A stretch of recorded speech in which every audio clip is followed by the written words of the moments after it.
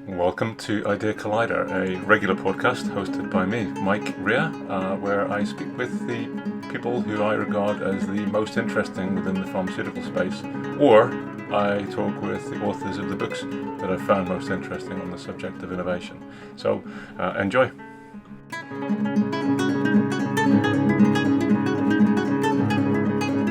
Welcome to another episode of Idea Collider. Those of you who know something extra about me know that I've got an interest in music with a kind of very poorly performing record label as in my background. And there's someone I've known for a few years as a musician who I was having a chat with and just became intrigued by the potential intersection of music and sound and pharma. So delighted to welcome Benji Compston and Nick Wood to Idea Collider. Benji, Nick, maybe if you could introduce yourselves, give the listeners a little bit of how you got to where you are today.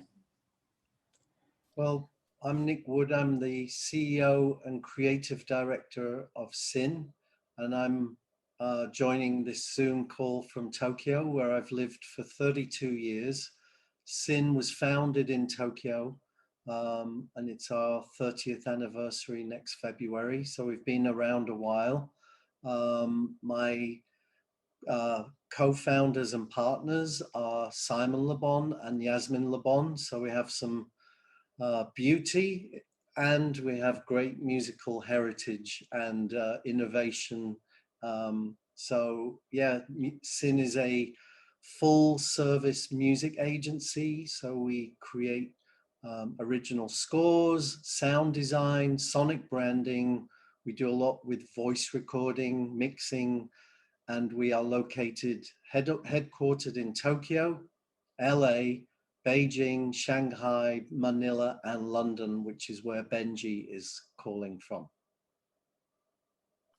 I'm Benji Compston. I'm the Creative Development Director at SIN. I'm calling from London, as Nick says. And as Mike, you said, my background is as a songwriter, musician, and guitarist. And yeah, I'm very fascinated by the opportunities of music and sound and pharma and healthcare. So it's wonderful to be here speaking to you.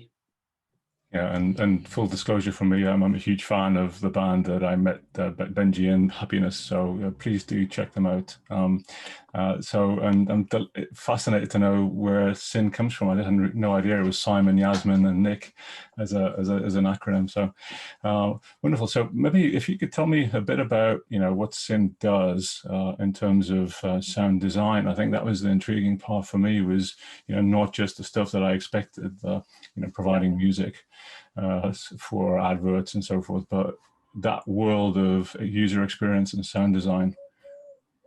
Yeah, I mean, I think, for us, we've been on a journey into sound, for 30 years, and having evolved from songwriting and jingles or catchy melodies or sonic identities into kind of discovering this idea of designed sound or sound design. So I always talk about sound design as if, if we throw a glass bottle at a wall and record it, the real sound, it'll probably be quite disappointing.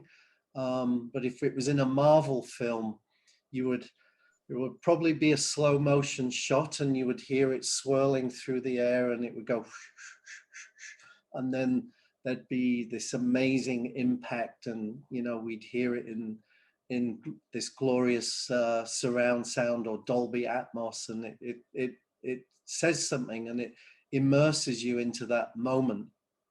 And but that's not the actual real sound. It's what we call hyper real. And so I've been fascinated with what sound can do to enhance visuals and what it can do to kind of change our perspective. And in conjunction with music, it can be a very powerful, it helps tell stories, it helps bring something to life in a way that audiences really appreciate. And there's been so much innovation in that area over the years, and from, you know, films like Star Wars and, you know, all of the Marvel work, and, you know, as cinema becomes more and more immersive, sound design has developed as well. And I feel, you know, after working in this business for so long, I was really interested in what could we do in sound that we hadn't done before, not for particularly for a brand or for you know, an advert or a movie, but objects and things that we touch or things that we experience. And obviously with the whole mobile phone and tech and AI and instruments that tell us things, that got Benji and I thinking about possibilities. Yeah, and it's interesting because that idea that, you know, all of our experiences, you know, are auditory as well as visual. And there was a great line I read in a book once. You know, you look around you and everything's been designed. You know, someone's made a choice about everything that you see and pick up. But I hadn't thought very hard about the kind of, you know, the noises that the stuff that we produce make. And clearly that's where you spent your time thinking. Absolutely. And opportunities as life presents itself in our work as well, in the creative world, you occasionally come across, you know, brands or clients or people you meet, and you end up like us having a conversation about what are the areas of what could be better, where are there opportunities for innovation. And we really feel there's amazing opportunities with how sound provides information, or it provides comfort, you know. And I recently worked on a sonic installation for a children's hospital, and we created songs, we brought objects to life. We were the whole project was around children who shouldn't, you know, sadly children end up in hospital, but this hospital in a very innovative way wanted to provide some release and some opportunity to be able to play and to use sound and touch in a way that they hadn't before. And that we were involved in that in a very, very significant way. And that just totally inspired us, that all of the hard work that we've put in over the last 30 years and all of the experience we've attained, we could finally do something that would give someone, put something back into an experience that would bring a huge amount of pleasure and inspiration and fun. You know, music and sound should be fun as well. Yeah, and I'd love to explore more about that, because that was one of the examples that Benji gave me when we spoke. I mean, Benji, tell me about, you know, the thinking process from the first engagement through, you know, what kind of questions you would pursue for, I mean, let's say an environment like that. Yeah, of course. I mean, I think Nick touches on a really important point that, you know, I think everyone is aware of the data out there about how music is a healing factor, how music can engage with memory and recall and, you know, help people with dementia, Alzheimer's, all sorts of things.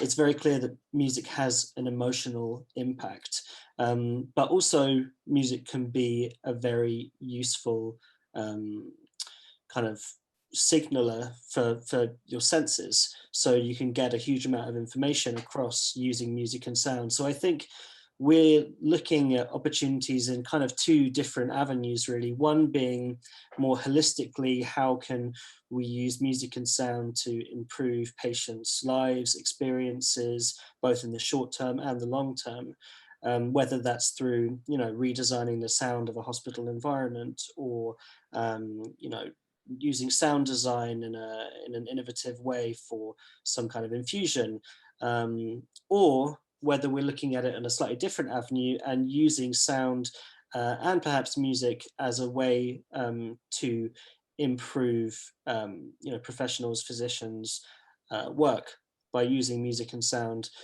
For example, the sound design that's used in every oximeter in the world, or every heart monitor in the world, are those sounds being used in the best way possible? Are they getting across information in the most effective way? So these are all conversations that we've been having and considering and thinking about the way that we use music and sound for many other things, whether it's a TV commercial or a film or a product or whatever it is, how we can use music and sound for these kind of things.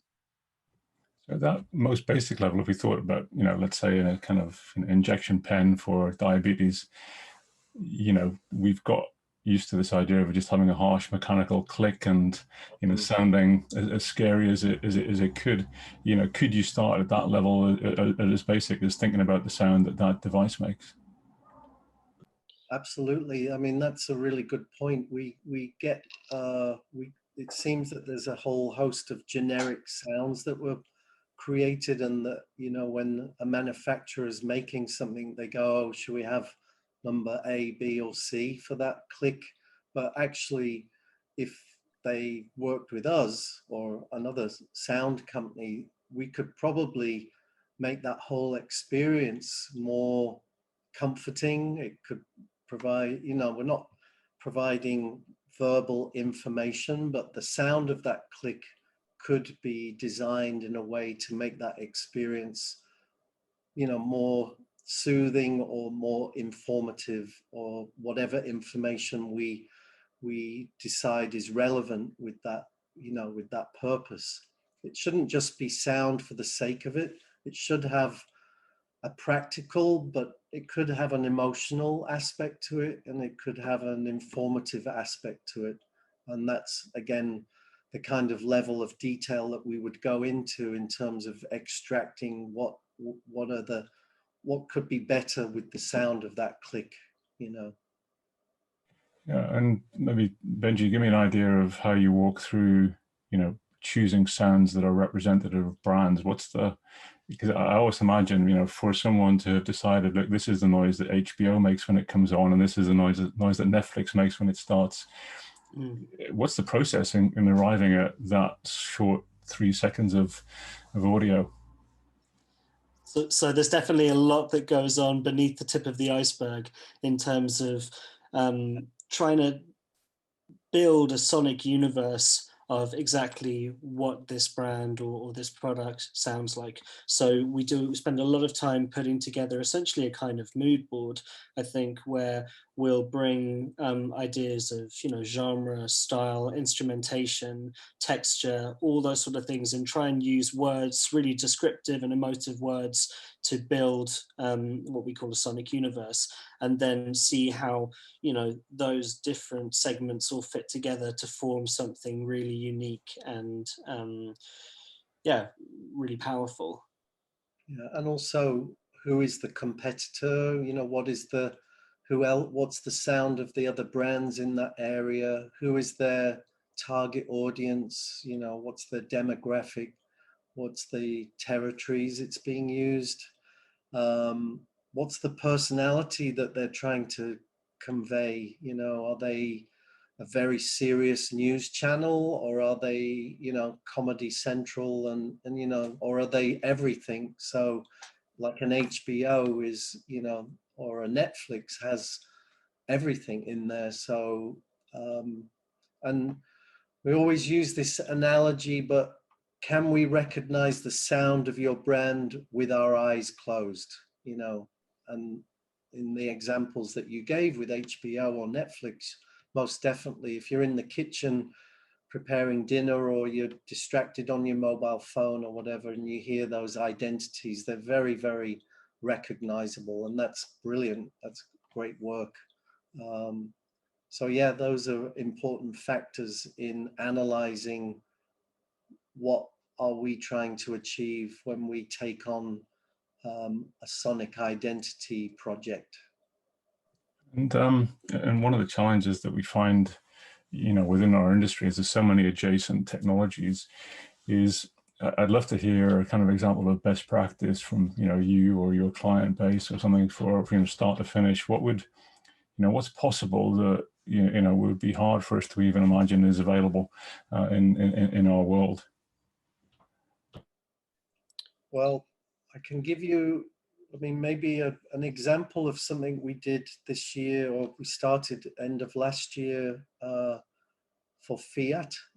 This is a lovely example, but we had the opportunity to work on the Fiat 500 electric engine, so the Cinquecento E. So you've got a car with a lot of heritage. It's incredibly Italian. It's cheeky, fun. It's got a brilliant, reputation. The remake of the car's done very, very well.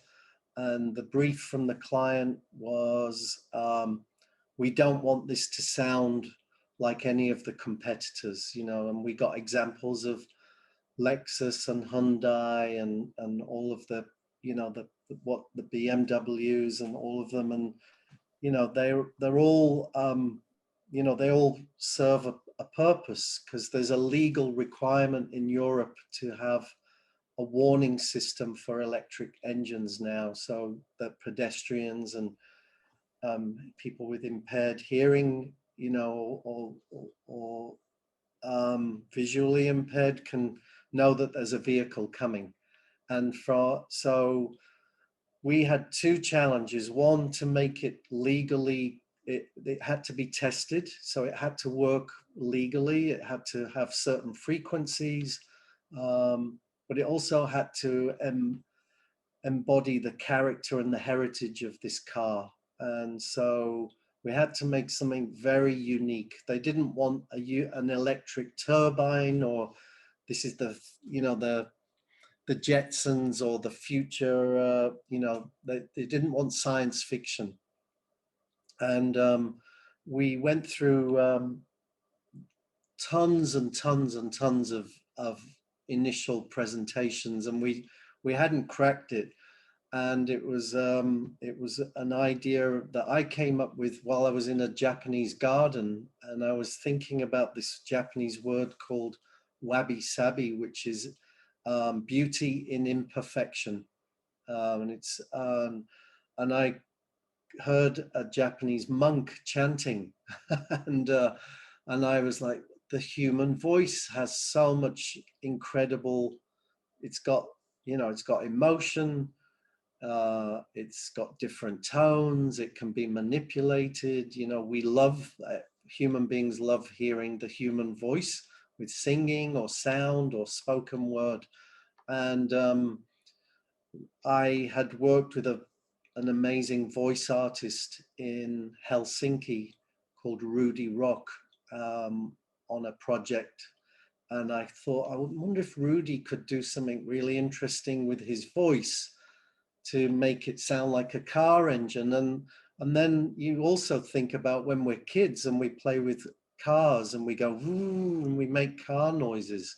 It's like, okay, that's it. That's the innovation. That's the human soul, the spirit. So our innovation and our idea we didn't have to go and invent a piece of machinery or manipulate synthesizers. We went back to basics and we used the human voice, and that's what Fiat ended up using. So there's innovation and there's great potential in sound. You just have to figure out how to make that combination work for what is relevant and necessary for that brand and the client.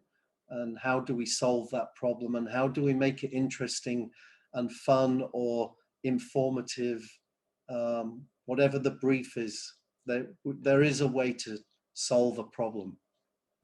So interesting. And I think one of the things that I'm fascinated by is I think a lot of people listening to this will be thinking, well, how could we make pills more interesting with sound? But of course, our industry is moving away from stamping out pills and hoping that they work. I think there's a lot of digital solutions. There's a lot of apps, a lot of interface with the phone, and or time spent with physicians. So kind of interested in exactly what you say, as thinking about this rather than as an afterthought. But one area I'd be really interested in exploring is the afterthought of things like pharmaceutical advertising, because clearly in the States we're used to seeing mostly similar looking advertising with similar looking golden retrievers on similar looking beaches, and definitely the same kind of stock audio sort of sitting behind it. When it comes to the other end of what you do, the kind of the advertising based soundtracks, how do you approach that as a process? I mean, well, first of all, avoid sounding generic and dialed in, and really, you've got to go bespoke, and you've got to really understand what the product and the message and who is the target, and really treat it. I just think people are really fed up of being delivered a fast food music.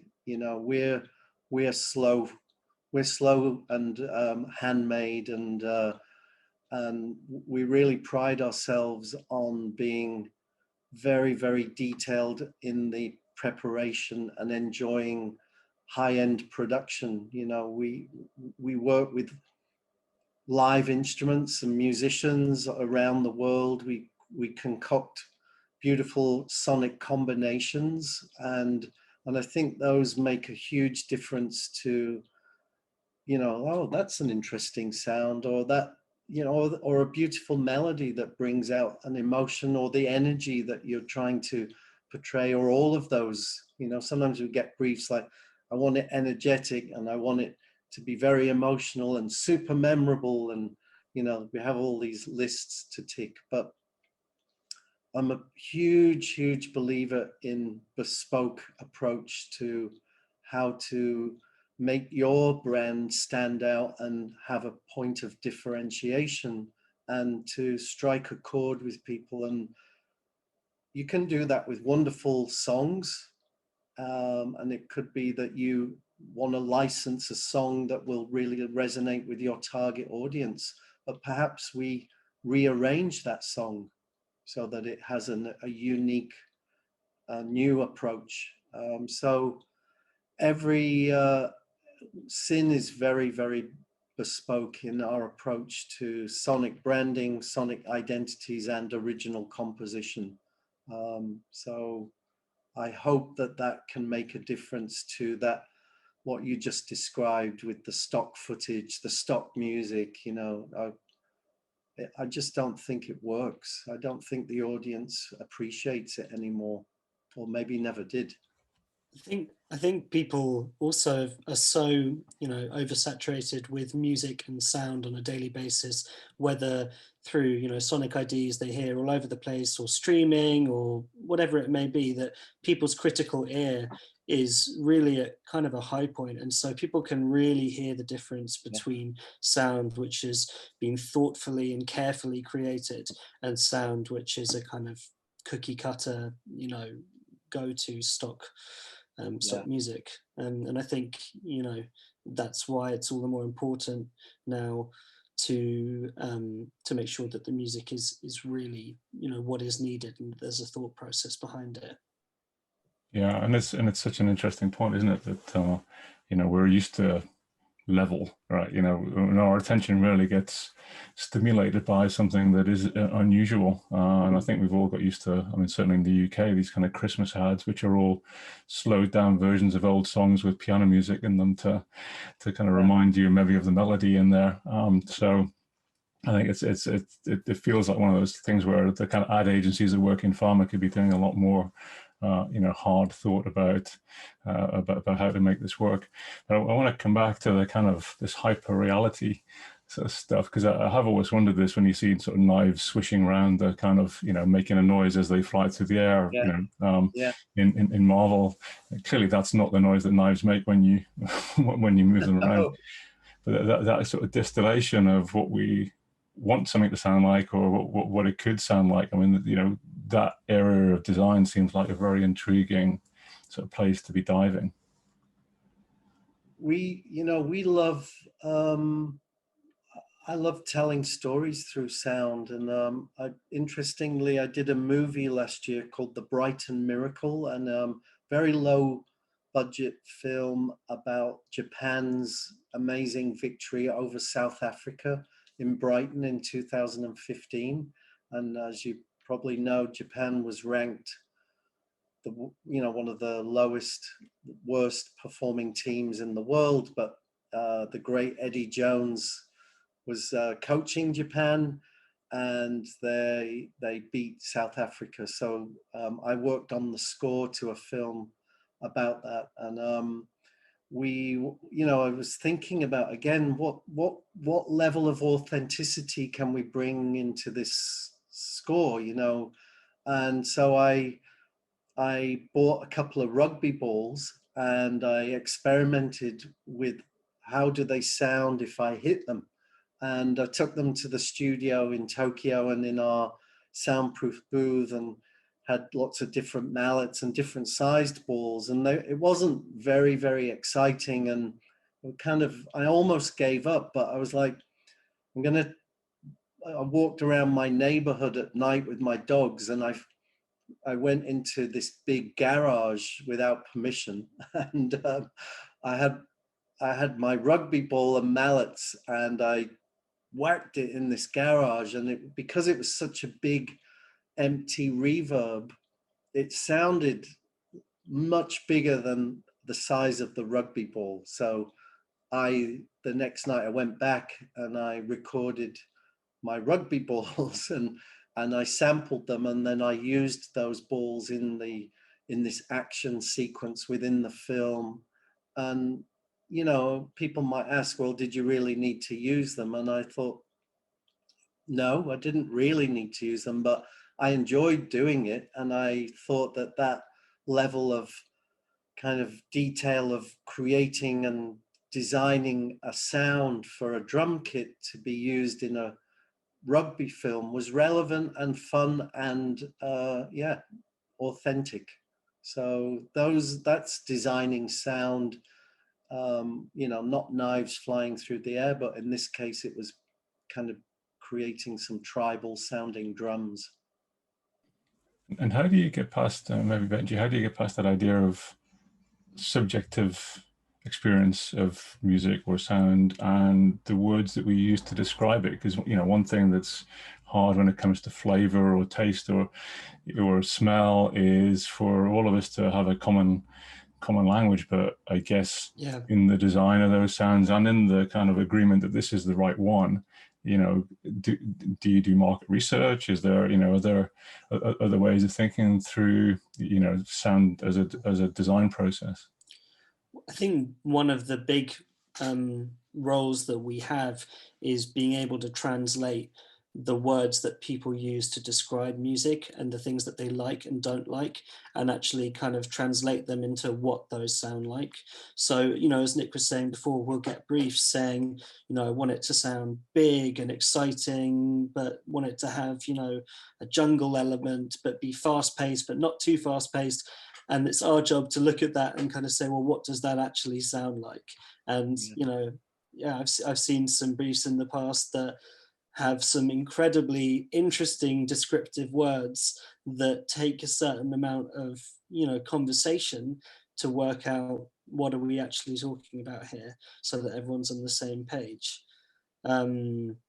And then, we certainly do a huge amount of research in terms of gathering references, both for specific sounds, but references of tracks, of genres, of instrumentalists, of all sorts of things. And that's something that we really try and include everyone in the SYN team, regardless of whether their role is as a producer, a production assistant, a salesperson, whatever it may be. We try and hear their own musical sonic universe, audio universe, and try and gather references from all over the place to build a really diverse picture of what the opportunities are. I think at the core it's all about communication, really. And how do you solve for that thing? I mean, Nick, about things that look pleasing or sound pleasing on day one, by the time you've heard them, 20 times a day for 3 years, do they have the same effect? How do you solve for that sort of user challenge? You mean when I'm working on something?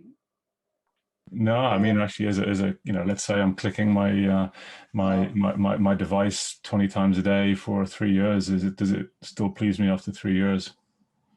Yeah, that's a really good point. I mean, I try not to design anything that I know is going to be irritating. I mean, I can't guarantee that with some of the some of the jingles that we might have written over the years. If you hear something enough times, it's going to drive you mad, right? And no matter how good our intentions were, or how happy the client was, I think we all have different levels of what we can tolerate or what we block out, and that's actually to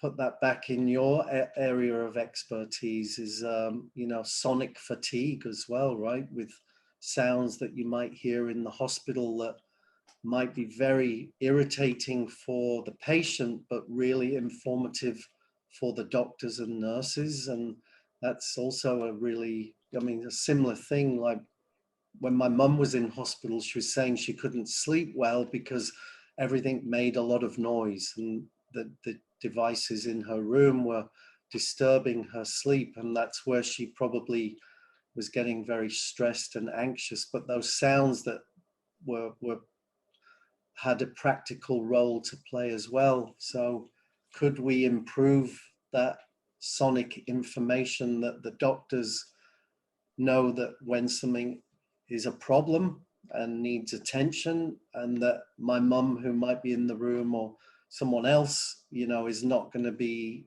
stressing out or anxious over what that sound is. So that's also a really interesting way of looking at that sonic burnout or fatigue, or something really annoying you that creates anxiety. That's an interesting point, is that the default noises are rarely pleasant or musical either. So for some of this stuff. So my assumption with the example you gave of the children's hospital is that the architect would be the one who would have commissioned you as part of the experience. But is that true? And what would a journey like that look like in terms of, because I'm imagining there are things you need to build in, things that as you say, you've got to do that kind of patient journey and physician journey at the same time. Yeah, in this particular instance, I can't say who it was who brought us in, except that it wasn't the original architect, but it was an additional construction within the hospital.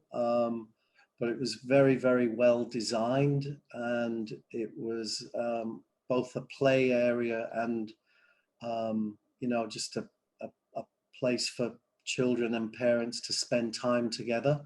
And obviously one of our challenges was that the room wasn't designed that well for sound, so the echo and the reverb, but we worked with great technical experts, and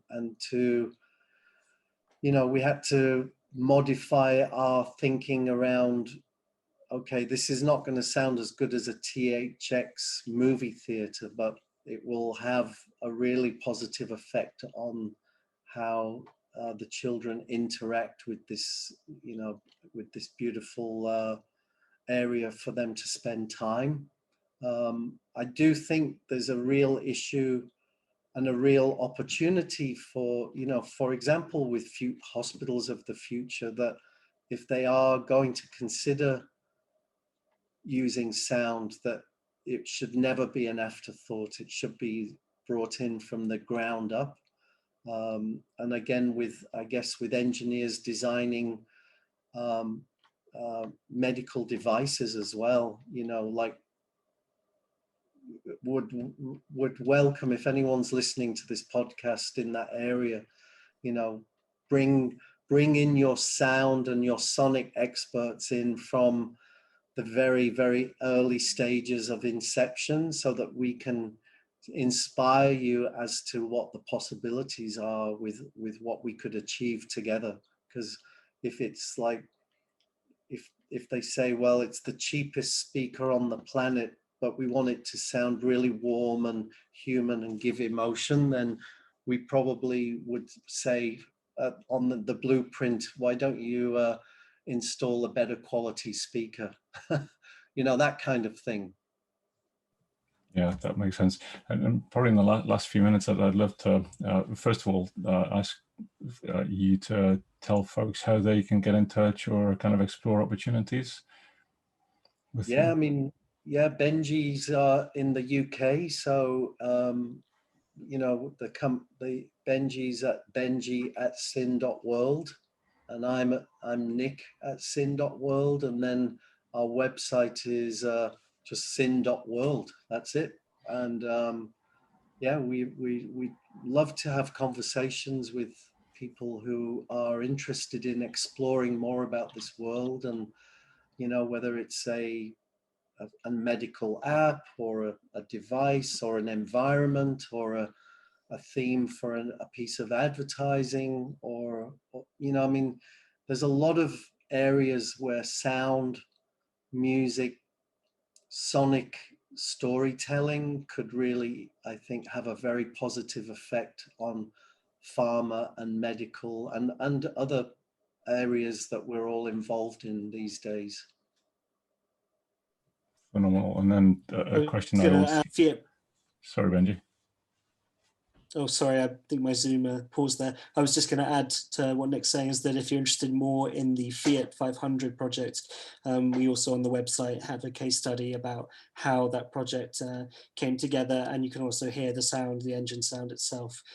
So yeah, if you take a look at the website, you'll be able to have a listen to what the Cinquecento sounds like. That's interesting, and it's something I hadn't thought about, because I know I've got a car that makes that changes its noise with speakers in the exhaust. I didn't realize speakers in the exhaust was a thing. You know, it's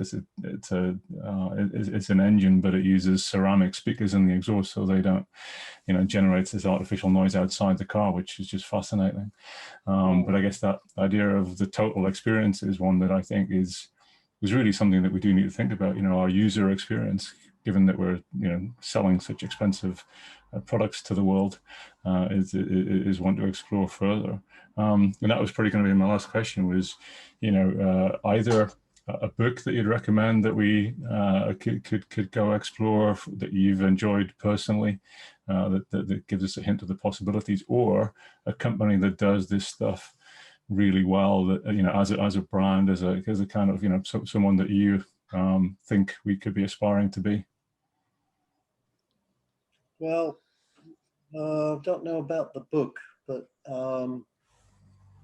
I mean, I guess my references for companies that use sound very well and totally integrated into their brand culture is a company like Disney. And I know that that's kind of an obvious choice, but you know, if you think about the touch points within their experiential, their technology, their entertainment, their retail, it's amazing how many areas of their business that they really pay a lot of attention to sound and custom sound as well, like the Disney sound catalog. I mean, that's a